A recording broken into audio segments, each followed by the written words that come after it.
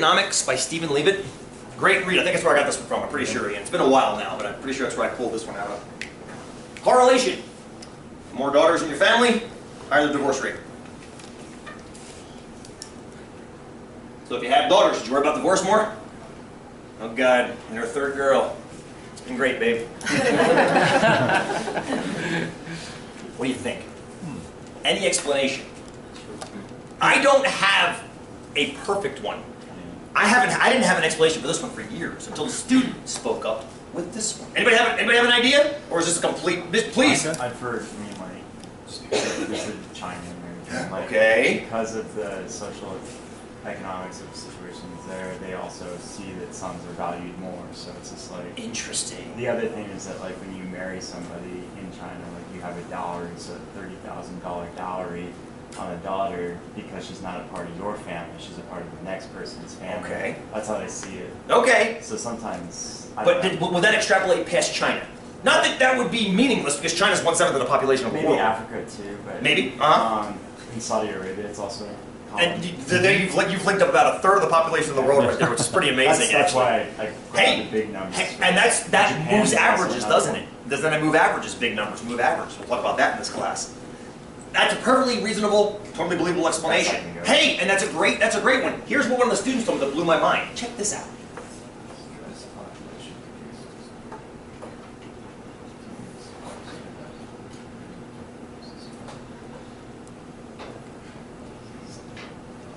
So the idea isn't that the daughters caused the divorce. It's that the divorce causes the daughters. Stressed and I can't explain why, and the student couldn't either. But they said they'd seen a lot of studies in ungulate populations, hoofed mammal populations. And I think in rabbit populations too, it also, when you have stress in the population, more females are pumped out than males, not to be crude. So apparently creating the male is a lot of energy, biological, physiological energy to create that male zygote, if I'm using the correct word. I don't know if I am or not. What are you thinking? Isn't it more likely to have a girl anyway? Because minorly. eggs in the guy. Minorly, and I've seen many studies that claim that, but it becomes something like 50.5 to 49.5. Yes, it's slightly skewed towards the male, again, because of the effort caused to create the guy. But this is disproportionately, not even close to 50-50 in this case. Yes, I've heard the same thing, Tara. Absolutely. Same thing?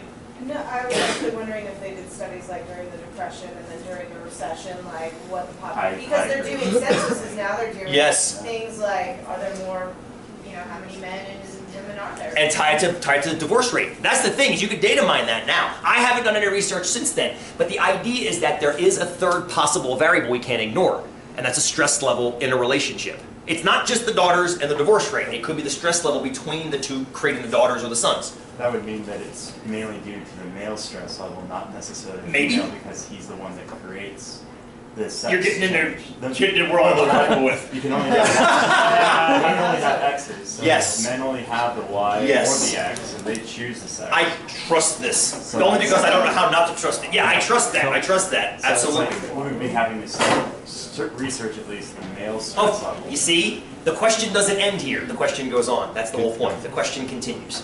But the thing is, you thought about some other possible explanation. There's a great correlation from years ago. If you look at the population of what became the United States from like 1760 onward, and you plot the population of the United States with the number of Methodist ministers that came into the United States during that time, and the cases of Cuban rum imported into the United States at that time, it's almost a perfect correlation. For every minister, you added a number of cases of rum. Almost perfect. Almost perfect correlation. But was also correlated with the population of the United States, which is cleverly left off the graph. So correlations don't imply that one is causing the other, just that they're happening at the same rate of change. Yeah, praying for forgiveness from God. Here's some more rum. I want to close with the idea of randomness. And I say close.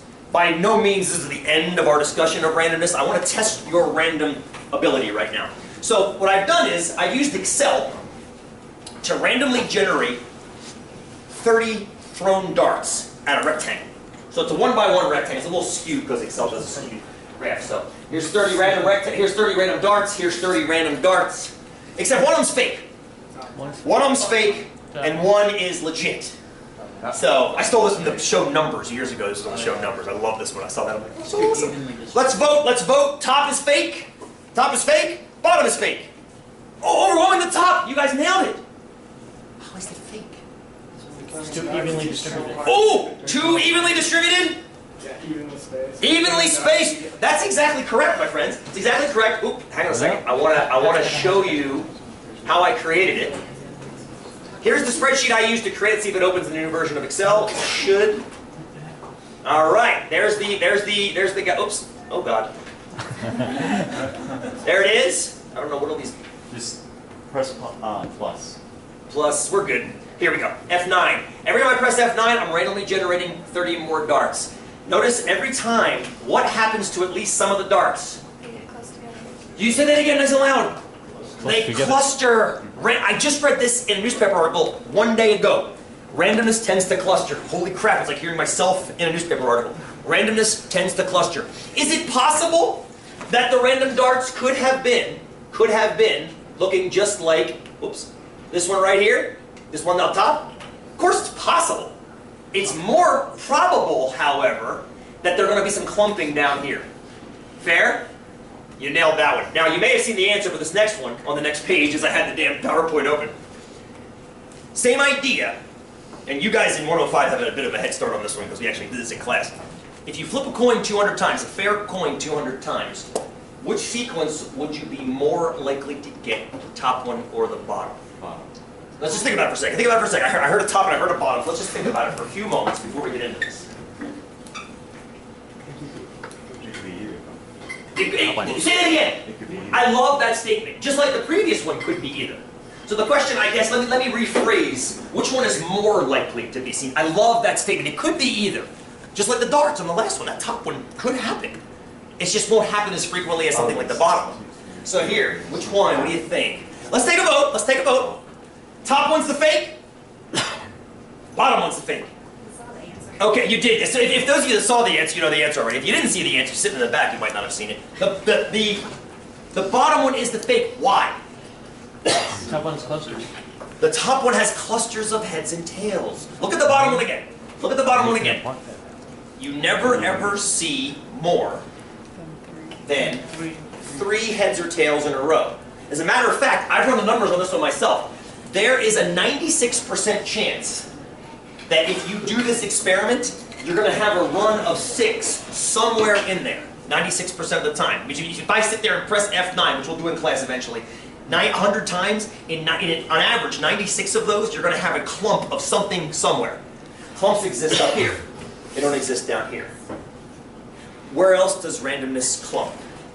Where else does randomness clump? Let's just check something real quick. I think we did this in 105. I'd like to check it right now with you guys. We did. Let's check your birthdays right now. We did it with 105. Do we have a match at 105? January. Who are my January birthdays? Which day? 21. 30. 26. 18. Now 18's a little bit low, but 26 and 30 clumping closer together. February birthdays. Where are they? Numbers? 12. 12? 5th. Not a week apart. I wouldn't call that clumped. But 5th close to the 30th. March. Yeah, March. That's the next month. March, we got 2 birthdays. 16th? 26th. That's far apart. April. April. What's your number? 7. 15. 12. It was just a 3. Okay, 15 and 12 get a little close. May. May birthdays. May. 29. 31. Super clump and close clump. Holy crap. April, May, June. 18. 28. Second. 13. 12. 13.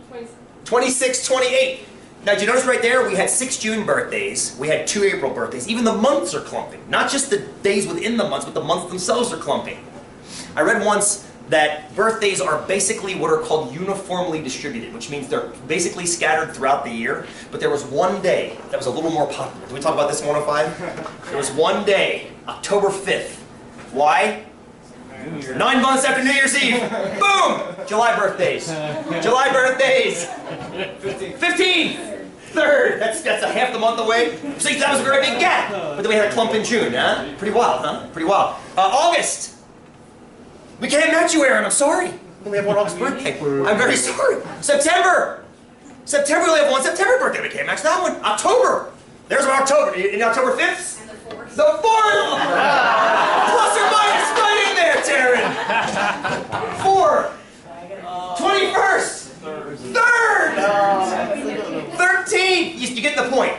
You're getting the point. We got some clustering going on. You've got clustering going on. Randomness should not be like the tiles under your feet in this room. No, no, no, no, no. Randomness should cluster. Randomness should cluster. And that's a hard fact for us to get our heads around as humans. Don't worry. It's a huge part of this course together is dealing with randomness. Well, June was so high because October and all the chocolate, women get really ooh. Hey! I can't explain it. All I can do is graph it.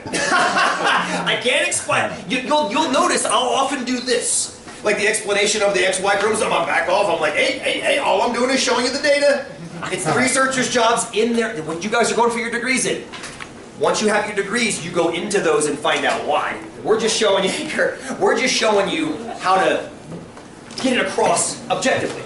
Not to prove or disprove, just to present. Cool? All right, I'm sorry we forgot November, December. My apologies, but I think you get the point. We'll see you guys on Wednesday. Website quiz if you choose.